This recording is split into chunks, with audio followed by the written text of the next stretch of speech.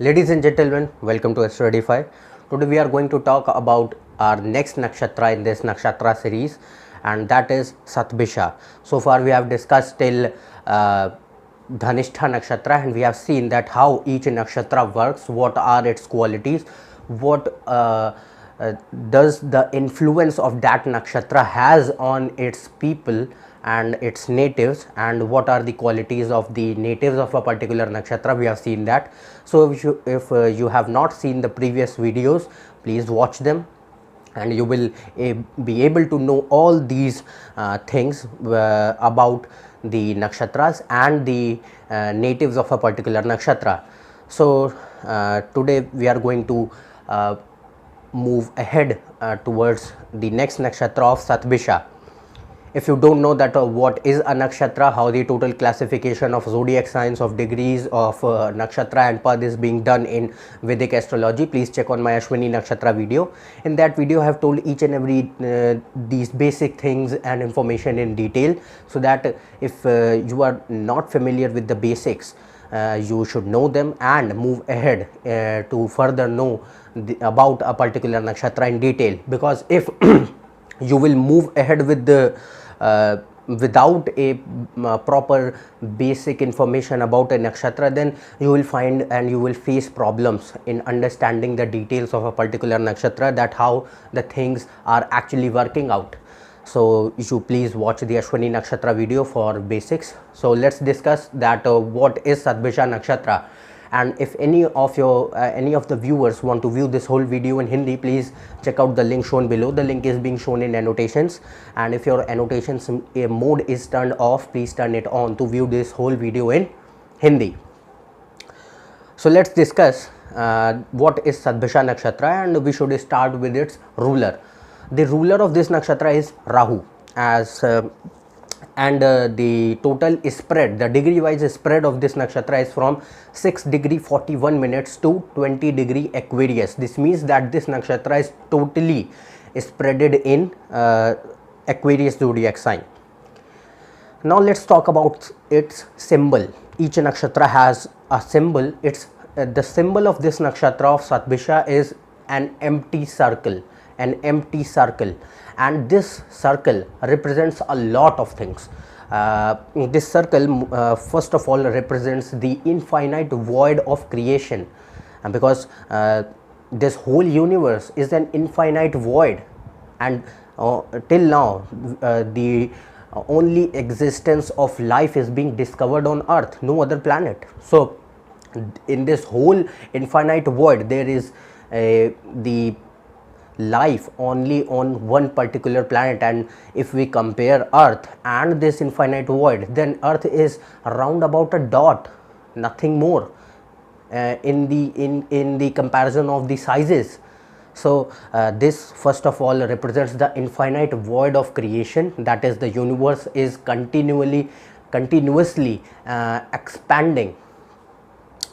Then this represents the circle of life, the cycle of life, the circle of zodiac, and the cycle of creation, maintenance and dissolution. That is the main rule behind the formation of the life on earth. That is, first a thing is being created, then it maintains itself, and finally it dissolutes. So this cycle is represented by this symbol of an empty circle, and this nakshatra shows circulation of anything, and protection. Most importantly, this nakshatra is all about protection of the things within its boundaries, coming in its boundaries from the things which are outside its boundaries. Okay, so this nakshatra shows protection of the things within its boundaries, and thus this nakshatra is related to secrecy, related to mysteries, related to hidden things, truth, higher knowledge, self knowledge, and these all things are hidden. Very few people on earth are there who know about these things, who actually care about these things, I will like to say, because most importantly nowadays people don't care about this. They are so much indulged into their daily activities that they think that they are lost in their lives, that they do not think that what is the actual purpose of their life. And this is the actual purpose, to find oneself. People say that they have the problems, they are facing problems, but the solution to your problems is you yourself. No other thing can cure your problems, can find a solution. You are the thing, you are the main person responsible for your problems. So you don't blame others for having some difficulties in your life. It is you who is creating that. So this nakshatra represents all these things. Now let's talk about the the actual traits of the natives of this nakshatra. By natives I mean that the person in whose horoscope moon is placed in Satbisha Nakshatra. If your moon is placed in Satbisha Nakshatra, then you are the native of Satbisha Nakshatra, and what will be your qualities, how will be your life, that we will see now. These people are very secretive, as this nakshatra is totally dealing with all the hidden things. So these people are very secretive, extremely secretive, more than even Mool natives and Anuradha natives, who are also considered secretive, but these people go to any length to keep their secret.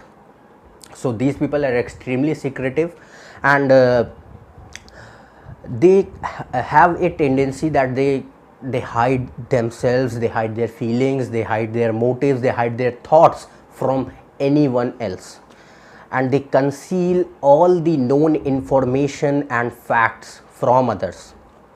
But there is one point, that these people are very curious. They have a huge amount of curiosity in their mind to learn about the new things, especially the things dealing with mysteries, dealing with hidden things, dealing with hidden truths. So these people are extremely focused on learning about these things and hidden truths, but after learning these things they don't share the knowledge with others. So this is how they keep secrets to them and take the advantage of them. Then these people are extremely good at deception. They are extremely good at deception and illusion also, you can say, because this nakshatra is ruled by Rahu, and Rahu represents all these things till I have told you. The Rahu is secrets, Rahu is illusion, Rahu is deception. So these people are all about these things. Then this nakshatra also represents media, social media, especially electronic media, because of Rahu. Rahu represents electronics, so that's why this nakshatra represents electronic media. These people, the native of this nakshatra, if we talk about their nature, they are very suspicious by nature. They are extremely suspicious by nature. They have a sense of suspicion in everything, because they keep secrets, so they think that other is keeping secret also. So that's why they have a sense of suspicion most of the times. And these people live a solitary, eccentric, introvert kind of life, a reclusive life, because loneliness helps them gain wisdom, increases their wisdom, enhances their wisdom, and helps them move ahead towards the actual path of enlightenment. They move towards the spiritual path to attain enlightenment if this nakshatra is in a positive aspect and in your horoscope and working at a much higher levels of working at much higher levels. So this nakshatra takes them towards the spiritual path of enlightenment, enhances their wisdom. But if this nakshatra is working in its negative aspects and is in its lower levels, then person still remains lonely. He lives a secluded life, but he will live a life burdened with self-pity, pessimism, guilty and regrets. These people are very rough, cold and calculative in nature, because they have their own rules to tackle the world. So they think that by this appearance they can tackle the world, they can tackle other people who are around them. So they have kind of they kind of mold themselves into this kind of nature. And these people move towards philosophy. If this nakshatra is working at good levels, then these people are very philosophical. They